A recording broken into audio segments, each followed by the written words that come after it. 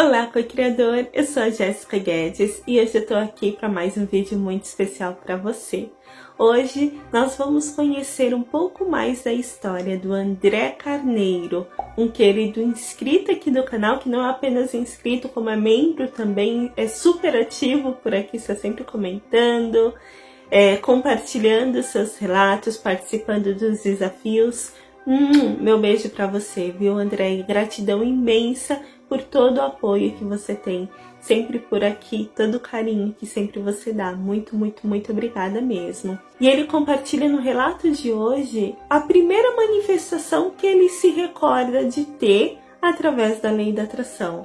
Algo que ele achava que era só uma coincidência, mas que depois ele percebeu que não.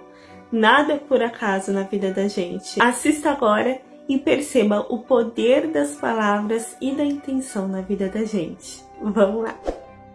Olá, Jéssica, tudo bem? Como eu disse ontem no comentário que postei no seu vídeo, vou te contar a história da que foi a minha primeira grande manifestação. Eu nem pensava muito sobre isso, sabe? Aconteceu há tanto tempo que eu nem lembrava direito. A princípio achei que era somente uma grande coincidência, mas com o tempo a gente aprende que coincidências não existem. Tudo começou quando eu tinha uns 10 ou 11 anos de idade. Eu morava numa cidade do interior de Minas, bem perto de você, onde você mora hoje. Fui criado nessa cidade e, apesar das dificuldades financeiras, nossa vida não era muito difícil. O maior problema era a economia do país na época. Enfrentávamos uma inflação de mais de 2.000% ao ano. Então, nosso dinheiro valia um pouco menos que nada. Desde cedo eu ajudava meu pai na roça, dirigia caminhão, trabalhava com trator, etc. Ele sempre me contava a história de uns amigos que ele tinha de muito tempo atrás, bem pobres, e que foram tentar a vida em Brasília. Eram 4 irmãos. Foram embora para trabalhar de pedreiros na nova capital, que ainda estavam em obras. Eles eram jovens, muito para frente, como se diz por aí, inteligentes, questionadores, gostavam de leitura, enfim, estavam bem à frente do seu tempo. Vieram para Brasília e, depois de muito trabalho duro e dedicação, todos eles terminaram a faculdade. E olha que um deles, além de se formar na UNB, uma das universidades mais conceituadas do país, ainda conseguiu concluir 2 graduações, Letras e Direito. Esse é o personagem principal da história, o Antônio. Vou usar um nome fictício em respeito à privacidade dele. Tendo se formado em Direito, ele acabou trabalhando em um importante órgão do Judiciário, o Tribunal Federal de Recursos. Eu ficava encantado com a história desses irmãos, dos quais meu pai se orgulhava de serem seus amigos ricos, e aos 10 anos de idade, ou 11, tive o prazer de conhecê-los. Eles eram encantadores. Uns caras muito legais mesmos. Chegavam na cidade levando presentes para as crianças, fazendo festas e reunindo todos os amigos de infância. Ainda hoje, me lembro que na época conversei muito com o Antônio. Eu também era uma criança bem pra frente, risos. Ele me contou do seu local de trabalho, dos seus estudos, como foi a vida desde que saiu do interior, etc. Aquilo nunca saiu da minha cabeça.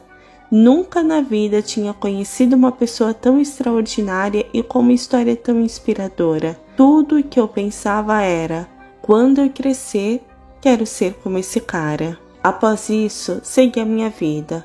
Eu gostava de estudar, ajudar na roça e ler muito.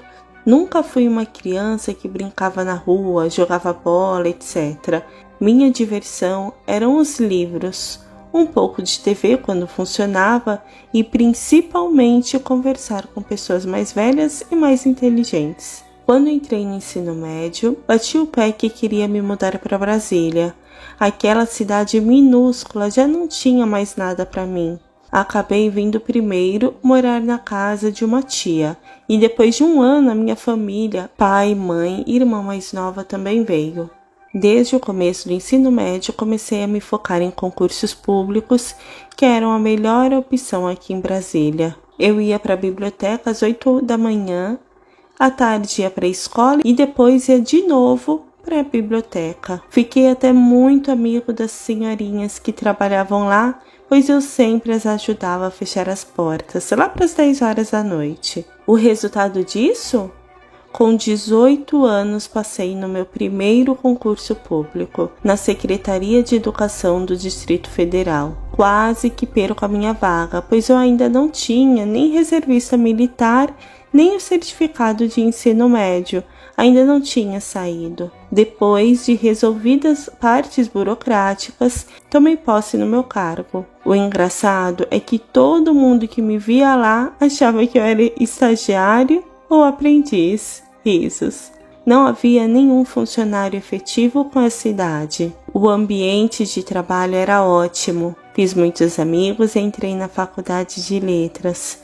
Só que o salário ainda deixava muito a desejar. Então, após o primeiro ano, resolvi abandonar a faculdade e voltar para as minhas velhinhas da biblioteca. Continuei a minha rotina de estudos pela manhã e pela tarde. E quando tudo estava tranquilo no trabalho, metia a cara nos livros, apostilas e simulados. Nesse meio tempo, passei em alguns concursos, porém, depois de 2 anos, finalmente o meu sonho se realizou. Passei para o Tribunal Regional Federal da Primeira Região, onde assumi com 23 anos de idade. De novo, o povo continuava achando que eu era estagiário, risos. Depois disso, ficou muito mais fácil voltar aos estudos convencionais e novamente entrei na faculdade. Fui estudar filosofia, pois apesar de estar no judiciário, não me interessava muito por direito.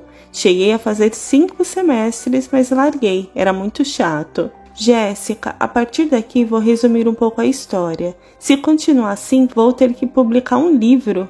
Depois de alguns anos no TRF, fui convidado a ocupar uma vaga no Superior Tribunal de Justiça como servidor requisitado. Depois de uns 6 meses, fui efetivado e o STJ passou a ser o meu trabalho definitivo. Adivinha quem ficou sabendo e fez questão de me recepcionar como novo servidor?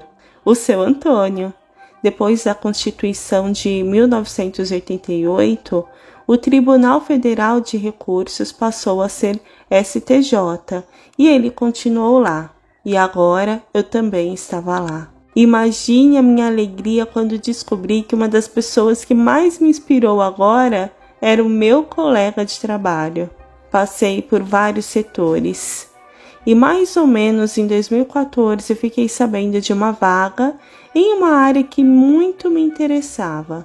Essa vaga havia surgido em razão da aposentadoria de um servidor.